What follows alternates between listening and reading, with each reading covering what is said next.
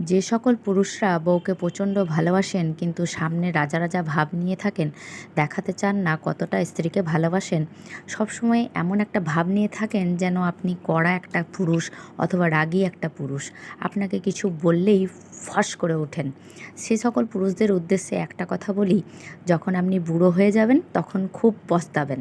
আপনার বউয়ের মুখ দিয়ে তখন খারাপ ভাষা ছাড়া আর কিচ্ছু বেরাবে না।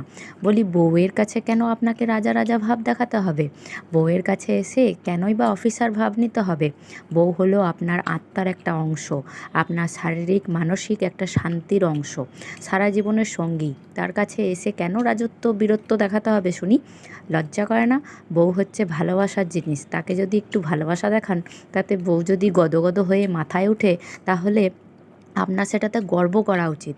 বউকে ভালোবাসলে যদি দেমাগ অহংকার বেড়ে যায় বউয়ের, তাহলে এ তো পুরুষের গর্ব করার কথা। কয়জন পুরুষ তার বউয়ের অহংকার দেমাগ হতে পারে? স্বামীকে নিয়ে একটু গুলুগুলু করা সৌভাগ্যটা মেয়েরা পেতে চায়। মেয়েরা চায় তার কথা মন দিয়ে শুনুক, অনুভূতিটা বুঝুক। ছেলে মেয়ে না সাথ দিতে পারো ভবিষ্যতে, কিন্তু বউয়ের সাপোর্ট অবশ্যই পাবেন যদি ভালো ব্যবহার করেন, সম্মান করেন, ভালোবাসেন। এই যে পুরুষরা শুনুন, বউরা হলো ভালোবাসার জিনিস, তাকে ভালোবাসবেন, আদর করবেন, বন্ধুর মতো তাকে ট্রিট করবেন। আপনার যদি অফিসারগিরি দেখাতে ইচ্ছে করে, তাহলে বাইরে গিয়ে দেখাবেন।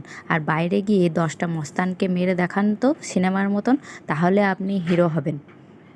আর যেখানে অন্যায় হবে সেখানে দৌড়ে গিয়ে রুখে দাঁড়াবেন।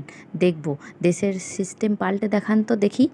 ঘরে এসে বাইরের ঝাড়টা বউকে না দেখিয়ে বাইরে দেখাবেন, এতে পুরুষত্বের প্রমাণ হয় না, বরং এতে কাপুরুষের প্রমাণ দিচ্ছেন। বরং বউকে এসে জড়িয়ে ধরবেন, তার কোলে মাথা রাখবেন, তাহলেই বউয়ের ভালোবাসা পাবেন। মৃত্যুর আগে পর্যন্ত আপনার বউ আপনাকে ভালোবাসবে, পাগল থাকবে। সম্পর্ক টিকে থাকে বোঝাপড়ার ওপর, তর্ক বিতর্কের উপর নয়।